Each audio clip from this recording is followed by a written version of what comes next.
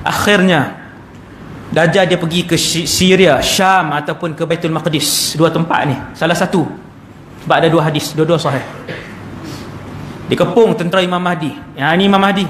Ini tajuk Imam Mahdi, tuan-tuan tak dengar kan? Ini satu benda yang berita gembira kepada umat ini.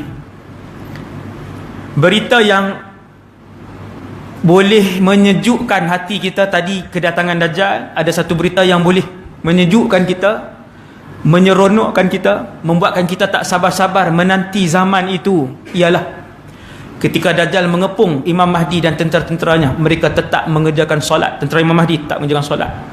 Satu riwayat kata subuh, Imam Mahdi dah berdiri di depan, yang lain sudah pun buat saf, Allahu Akbar, takbiratul ihram telah pun diangkat.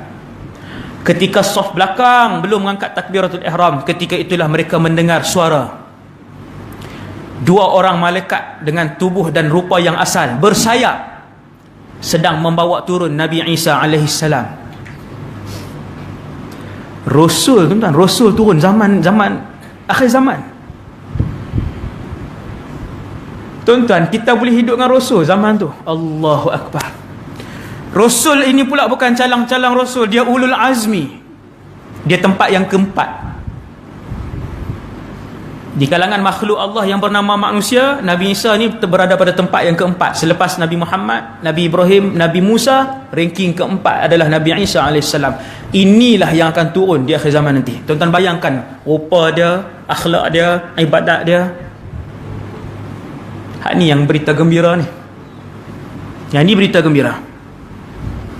Tuan-tuan, Nabi Isa turun, tangan kanannya di atas sayap, tangan kirinya diletakkan di atas sayap, di sebuah menara putih timur Damsyik. Damsyik ni tempat saya belajar, tuan-tuan. Alhamdulillah, saya rasa beruntung sangat. 7 tahun saya duduk di situ, di Damsyik, 7 tahun. Turun, kemudian tuan-tuan, bila turun Nabi Isa sekarang ni sampai malam ni, Nabi Isa duduk di mana? Di mana Nabi Isa? Langit yang kedua. Nabi Isa ibn Maryam diangkat ribuan tahun yang lalu dalam keadaan dia hidup dan belum pernah merasakan kematian. Nabi Isa tak pernah mati. 2000, sekarang 2018. 2017 tahun yang lalu kelahiran Nabi Isa. Tu hak kita tengok tahun 2017 tu, tuan-tuan. 1438 hijrah Nabi Muhammad. 2017 tahun kelahiran Nabi Isa. Kita kata, Ustaz, lama Ustaz, 1000 tahun ni. Kenapa kita pelik pula? Nabi Nuh umur berapa? Kan ribu-ribu zaman tu. Nabi Isa sampailah malam ini, Nabi Isa berada pada langit yang kedua. Dia turun. Tuan-tuan, apa Nabi Isa buat turun-turun? Mandi dulu ke, tanya makan di mana, nak sarapan apa pagi ni? Subhanallah. Turun masuk saf untuk solat. Ni solat. Terus masuk saf dan solat. Ramai orang sebut qadim Nabi Allah, Ruh Allah. Qadim ni maksudnya ke depan. Wahai Nabi Allah, ke depan jadi imam lah. Ketika itu Imam Mahdi berundur ke belakang. Nabi Isa pegang bahu dia di belakang tu. Ni hadis ni, tuan. Nabi Isa tahan bahu dia. Nabi Isa kata, Nabi Isa sebut, solat ini diiqamahkan untuk kamu dan umat ini dimuliakan oleh Allah Subhanahu wa taala. Dia menjadi imam kepada sebahagian yang lain. Mulianya umat Nabi Muhammad. Seorang Rasul turun, walaupun bukan sebagai seorang pembawa risalah, tetapi ketika seorang Rasul turun, masih lagi umat Nabi Muhammad yang menjadi imam. Imam Mahdi.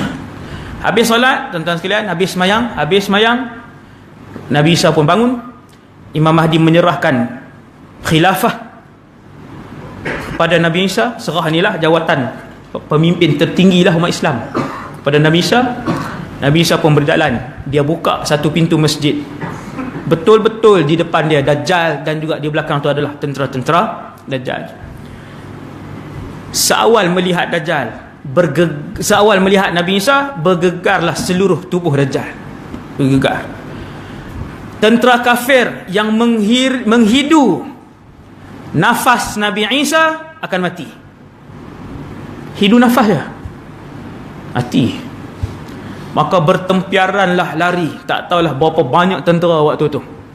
Daripada Syam, Syria ni, mereka akan lari menuju ke Palestin. Di sana akan berlaku pertempuran. Tetapi tak bertempur pun. Nabi Isa AS dengan kaki-baki tentera Imam Mahdi pergi sampai ke Palestin. Sebelah tuan-tuan, Syria Palestin sebelah-sebelah aja. Sampai ke satu tempat yang bernama Babul Lud, lalu dikepung Dajjal. Lalu Nabi Isa pun membunuh Dajjal. Habis dia tak ada pertempuran, buat keluar senjata, patah pedang Nabi Isa, tak ada. Nabi Isa keluarkan senjata dia, bunuh, mati tu. Macam tu je. Tak ada pertempuran apa. Memang lemahnya Dajjal ketika tu. Lemah dengan para rasul, dia lemah. Tuan-tuan, mati Dajjal, saki-baki tentera penuh Yahudi. Kesemuanya lari. Belakang tembok, belakang batu, belakang pohon yang besar. Yahudi tuan-tuan, dia takkan berdepan. Waktu saya belajar di Syria dulu, saya dah himpunkan video-video pertempuran antara tentera Palestin, bukan tentera, orang kampung di Palestin dengan tentera Israel. Berlari tuan-tuan, tentera Israel ni berlari. Jatuh, berguling-guling lari, tapi bawa senjata. Yang kejar ni 15 orang, semua pegang batu je. Kemudian duduk di belakang tembok pegang senjata. Keluar tembok. Yang tu semua pegang batu je. Sampai hari ni. Maka bila perang nanti, Yahudi berselindung ke semua batu, ke semua pokok akan bercakap, wahai tentera Islam, bercakap, datang di belakang aku ada Yahudi, uqtulhu, bunuh dia. Nabi kata kecuali satu pohon, iaitulah pohon Gharqad, kerana pohon itu adalah pohon Yahudi. Lalu dibunuh semua tentera Yahudi, mati. Menanglah umat Islam ketika itu. Hiduplah Nabi Isa bersama dengan umat Nabi Muhammad selama 40 tahun. Subhanallah. Tuan-tuan, lepas tu Imam Mahdi pun wafat. Dia wafat lebih awal. Nabi Isa meneruskan kehidupan dia, mengajak semua orang menyembah Allah, mengembalikan semua orang kepada Allah Subhanahu Wa Taala.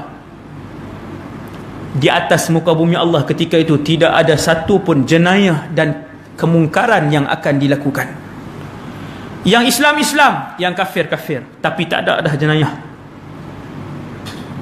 Allah mengembalikan keberkatan pada zaman itu. Berkat. Petani sebarkan benih di atas batu kering, tumbuh pohon. Pokok delima ketika itu yang tumbuh pada zaman Nabi Isa, kulitnya dibuat payung.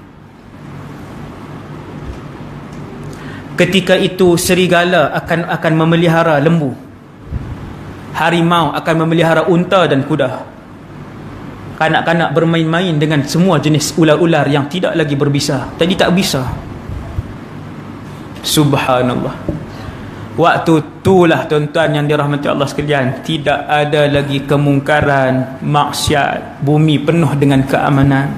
Inilah satu suasana yang kita semua rasa. Tadi datang Dajjal, kita jadi sempit dada. Rupanya selepas Dajjal mati itu, bumi akan menikmati buat kali pertamanya keseluruhan jenis keberkatan yang ada di atas muka bumi Allah. Tak ada orang miskin, tuan-tuan. Zaman itu, siapa yang pergi ke Baitul Mal, pejabat zakat, saja-saja pergi ambil emas untuk diberikan kepada orang susah. Nabi kata dia pergi ambil emas, nak bagi kepada orang susah, kemudian tak jumpa.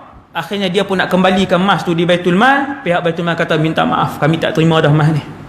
Hak mana yang dah diambil mesti pergi cari untuk diberikan. Allahu Rabbi. Sampai tak ada. Tuan-tuan, zaman itulah tuan-tuan, zaman kemasyhuran itulah, ketenangan itulah, keberkatan itulah yang dinantikan oleh juga semua manusia yang hidup pada ketika tu. Tapi nak kena tempuh satu masa yang susah, iaitu fasa kemunculan Dajjal. Saya rasa sekadar tu dulu insya-Allah ceramah untuk malam ni. Sejam setengah dah tu. Tuan-tuan duk nganga macam nak lagi kan. Habislah Dajjal, matilah. Nak tunggu cerita lain pula insya-Allah yang baik daripada Allah SWT, yang lemah dan kurang daripada diri saya sendiri. Aqulu qawli hadza astaghfirullahal azim li wa lakum. Assalamualaikum warahmatullahi wabarakatuh.